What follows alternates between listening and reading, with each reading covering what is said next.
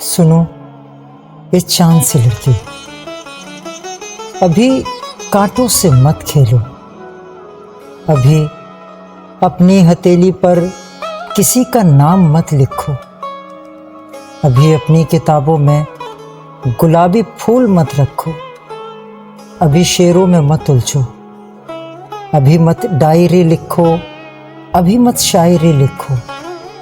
अभी जगजीत की गज़लों की गहराई में मत जाओ।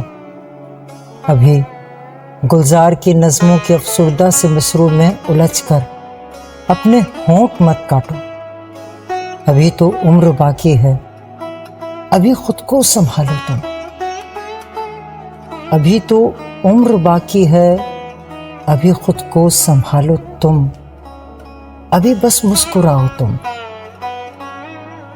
अभी ये इश्क मत सोचो, अभी सब भूल जाओ तुम। सुनो ये चांद सी लड़की।